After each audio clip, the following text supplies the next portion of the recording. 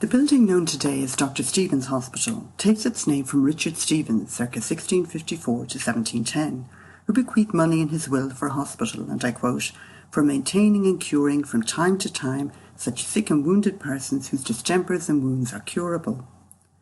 That the hospital opened in 1733 on a much grander scale than that originally budgeted for was due to Richard's twin sister Griselda, whose role in the building was commemorated on the front gate of the hospital. What I would like to do today is to investigate not only the Dublin elite who played their part in the building of Dr Steevens, but also its unsung heroes and heroines. The focus will be on the year 1720, the year singled out on the plaque, for it was this year which marked the culmination of a campaign which had been spearheaded by the indefatigable Griselda. Richard and Griselda were the children of John Steevens, a royalist clergyman who had fled England to Ireland sometime after 1654. Richard initially followed in his father's clerical footsteps, studying divinity at Trinity College Dublin, but by the mid to late 1680s he changed his mind and moved to the medical faculty. Graduating in 1687, he was one of the 14 founding fellows of the Royal King and Queen's College of Physicians of Ireland in 1692. Steevens remained actively engaged with the new college, serving as censor on 7 occasions, as well as registrar in 1700 and president in 1703 and 1710. In the same year, the year of his death, he was also appointed as Professor of Physic at Trinity College Dublin. Steevens' appointment to such prestigious posts indicates his high standing among the medical elite of early 18th century Dublin. Equally, the 5 trustees of the hospital named in his will demonstrate the wide-ranging extent of his friendship network. Robert Rochford was Lord Chief Baron of the Exchequer. Dr John Stern was Dean of St Patrick's Cathedral in Dublin and would later become Bishop of Clogher. Dr Robert Griffith had been President of the Royal King and Queen's College of Physicians in 1705 and would later be again in 1711. Thomas Proby was Surgeon General in 1699, and Henry Aston was an affluent Dublin merchant. Steevens' own medical practice had been a lucrative one. Though the Steevens family had been relatively poor following their flight from England, by 1710 he'd been able to buy 2 large estates. His personal wealth and his social friendship network provided a sound basis for his plans for a new hospital in Dublin. Steevens' decision to ultimately leave his money for the foundation of a hospital reflects this dire state of hospital provision in early 18th century Dublin. The medieval hospitals of St John the Baptist, the Staines, St Stephen, and a small early 16th century hospital in Kevin Street had all been dissolved, but unlike in London, they had not been replaced by royal foundations. True, the Royal Hospital at Kilmainham had been founded in the 1680s by Charles II, but it was envisaged as a retirement home for soldiers, not a general hospital. The need for a hospital for the poor had long been acknowledged. It had been trenchantly articulated by Sir William Petty in 1676, when he bemoaned the lack of hospital provision as much for the patients as for the teaching it gave to prospective doctors. His colleague at the Dublin Philosophical Society, Thomas Molyneux, went a step further in 1699 by actively attempting to petition Dublin Corporation to build a hospital, and I quote, "for the reception of aged lunatics and other diseased persons, there being no city in the world so considerable as this city of Dublin where there is not some such." But nothing came of it.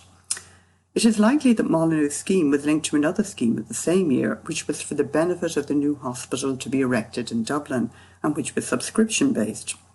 This moved the focus from the corporation to the Lords Justices, and from public funding to private subscription, but it too came to nothing.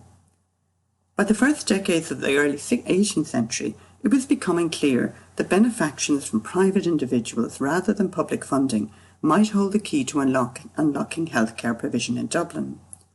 Richard Steevens' decision in 1710 to leave money for the foundation for a hospital for the poor in Dublin was an important one, not only because it led to the foundation of the hospital which bears his name, but also because it encouraged others to attempt similar schemes. As James Kelly points out, Dr Steevens Hospital, though it was the first of its kind to be planned in Dublin, was one of 3 voluntary hospitals by 1734. In 1718, 6 Dublin surgeons, probably influenced by the Steevens plan, came together to open a hospital on Cook Street to care for the maimed and wounded poor. This hospital, called the Charitable Infirmary, was joined in 1733 by the opening of Dr Steevens for the curable poor, and in 1734 by Mercer's Hospital, whose focus was on the mentally and dangerously ill. The early date of Steevens' plan, 1710, gives us its claim to be the earliest scheme for a voluntary hospital in Ireland, England, Scotland and Wales. Exactly what inspired Steevens is unknown, but it is likely that the following three factors played their part. First was the rebuilding programme at St Thomas's Hospital, London, which was funded by the president of the hospital, Sir Robert Clayton, and which was an ongoing model of private philanthropy.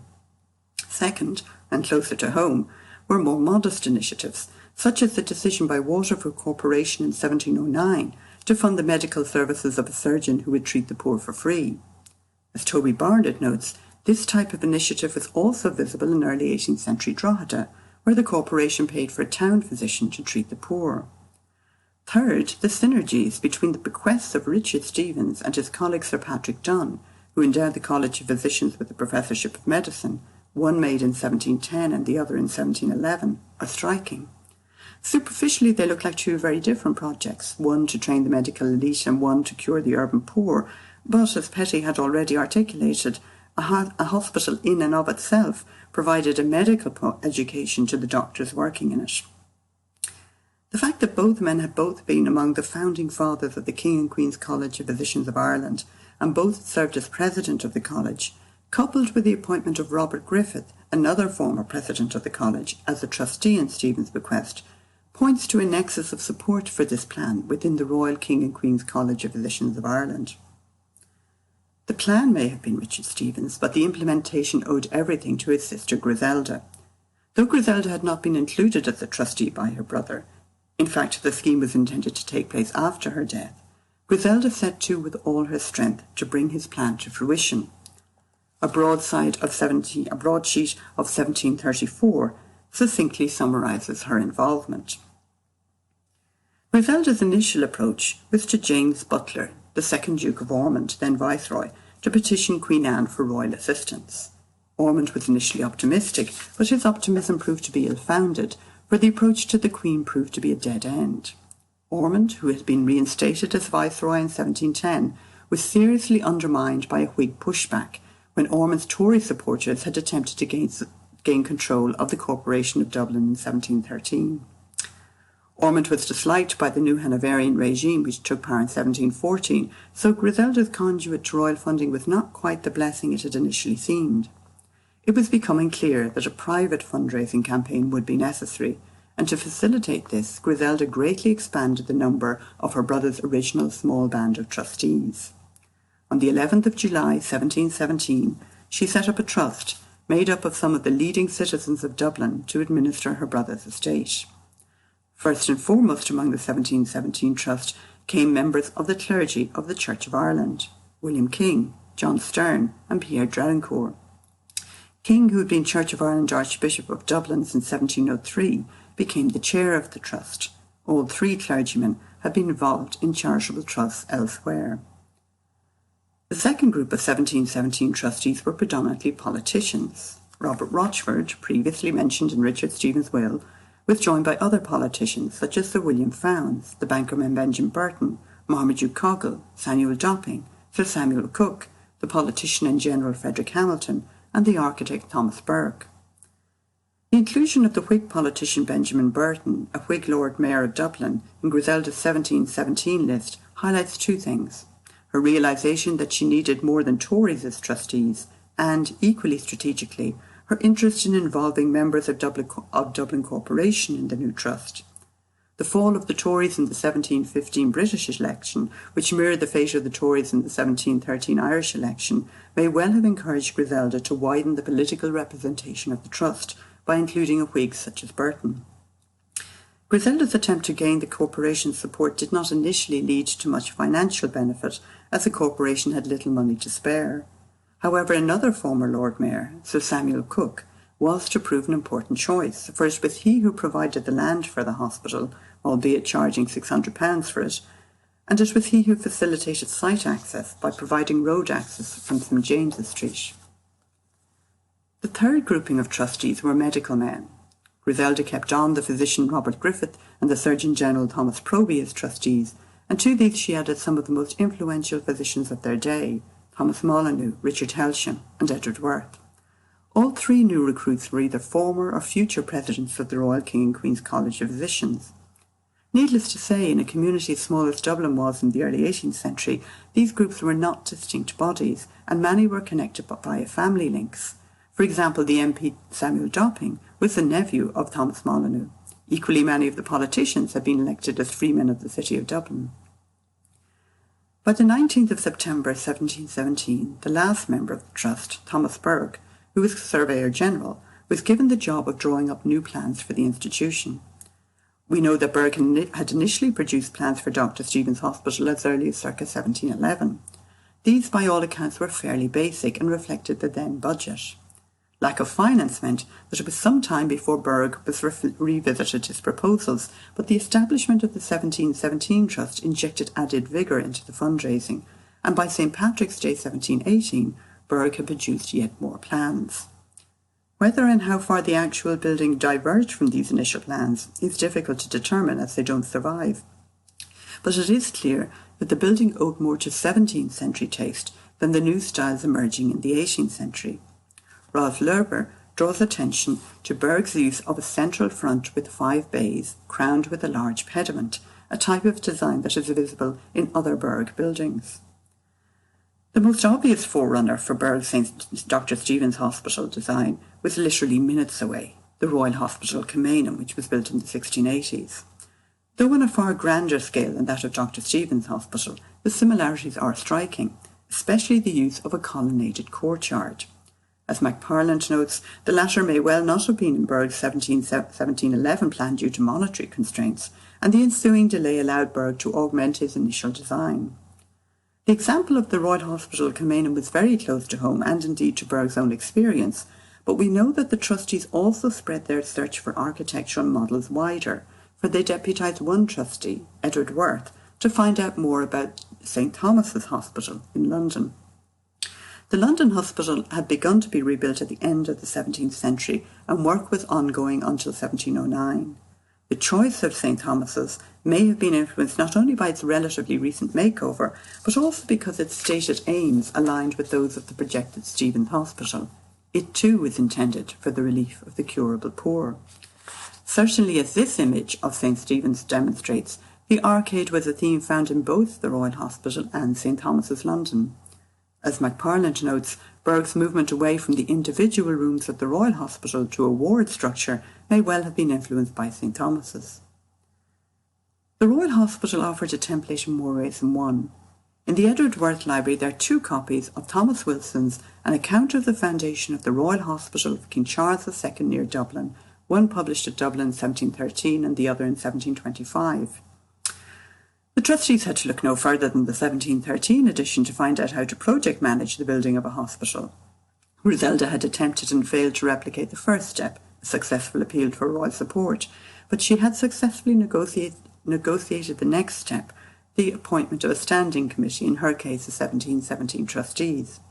Her list of trustees might not match the grandeur of the Royal Hospital Standing Committee, but they could undertake the next step, which Wilson outlines as follows, and I quote, "To send for artists, workmen and other persons, and after receiving proposals from them, to treat and agree with them for providing and buying materials for the erecting, building and finishing of the said intended hospital, and to nominate and appoint such officers and overseers in the service as shall be found necessary, and also some fit person as treasurer to receive and issue the money designed for the use of the said hospital, and to settle such allowances for the said treasurer, officers and overseers as shall be fit." Unquote. As we shall see, the trustees replicated this approach in the main, and it is to these men and women that I now wish to turn. The command structure was laid out as follows. A triumvirate within the trust of Sir William Fownes, Thomas Berg and Thomas Proby were appointed to direct the building. Berg was particularly involved in the drawing up of contracts with master artisans who would work on the building. Arthur Gibney notes that there were 3 different types of building contracts. The measured contract, where each trade was paid separately for measured work based on agreed rates. The day works contract, which was a time-based system. And finally, the contract in gross, where the contractor estimated a fixed sum. Of these, the measured contract was the most common form, and it was the one used in the construction of Dr Steevens Hospital. Equally as important were the two overseers. Michael Wills, a carpenter who later became an architect and who was employed by Berg as a personal assistant, claimed to have been an overseer at Dr Steevens in 1719, but his name is rarely mentioned in accounts. We've far more documentary evidence for the role of Thomas Hand, who was formally appointed as clerk of the works on the 1st of February 1720. It is clear that the triumvirate of Berg, Fownes and Proby left much of the day-to-day running of the operation to Thomas Hand. The extraordinarily rich archive of the building accounts of Dr Steevens Hospital, now housed in Trinity College Dublin, were compiled by him in the main. Thomas Hand's lists and receipts reveal the inner workings of the building site and the different artisan groups who worked there, what their task was, what they were paid, and in some cases how efficient they were at it. Since I'm focusing on 1720, the receipts reflect the following groups. Day labourers, who undertook general labour such as excavation, clearing of rubbish and scaffolding. These were provided by the owner of the building rather than being represented by any master artisan.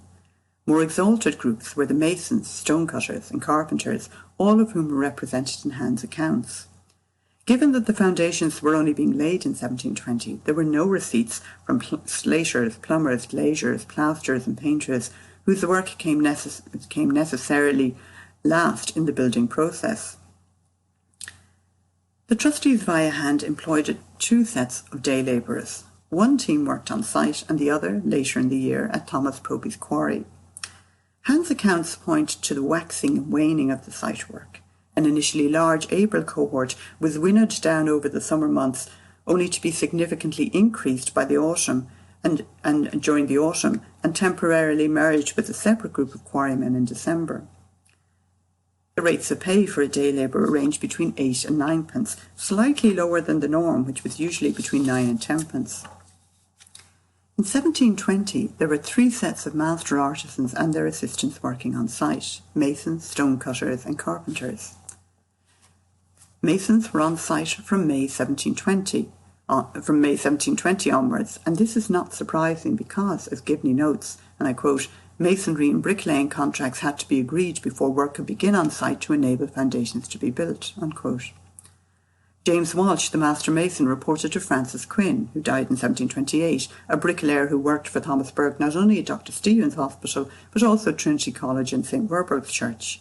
The fluidity between Quinn's role as a bricklayer and a wall constructor reflects the fact that, as Gibney reminds us, it was generally bricklayers such as Quinn who were given contracts for wall construction and in turn employed masons such as James Walsh. Though there is a 1721 reference to the possible use of brickwork at Dr Steevens, it is clear that the walls of Dr Steevens were built of calp stone rubble. The reason for this is because such rubble was far cheaper than brickwork, and cost was always a factor at Dr Steevens Hospital. However, there were perceived divisions between masons and stonecutters, and this distinction is reflected in the accounts of Dr Steevens. A contractor like Quinn was responsible for rough structural masonry, but a stonecutter like Moses Darley, whose team came on site in November 1720, focused on the stone facings of walls. As Gibney notes, the two trades differed also in the type of material they used. Quinn and Walsh used calp, a local limestone found in the Dublin area, whereas a stonecutter such as Darley would have used either granite from County Wicklow or limestone from Dublin or Meath. The last group of artisans were the carpenters, who worked principally with oak and fir. We've seen that Michael Wills played a role on site in 1720, but his father Isaac was actually referred to far more often in his role as a carpenter. Isaac Wills, who died in 1753, was, like Quinn and Darley, well known to Berg, having worked on several sites with him prior to Dr Steevens Hospital. Like the mason Walsh and the stonecutter Darley, he was dependent on frequent supplies, and we find a number of names associated with the delivery of supplies of all kinds in the accounts. It is here we find women taking a role. The Lawlesses, Thomas and Hester, included a number of bills for delivery of stones as early as the 7th of May 1720, and it is likely that they were somehow related to the Judith Lawless, who was involved in grazing cows in Christchurch Meadows. These latter references are some of the few references to females working on site or indeed being associated with the site in the 1720 archive, and to them we can add Elizabeth Rayner, who's mentioned as delivering tarred rope in October 1720, and Mary Cook, who signs a receipt on behalf of Dr Robert Griffith, who dispersed monies for the charity. In all, 174 men and women worked on site or were associated with the building site of Dr Steevens in 1720.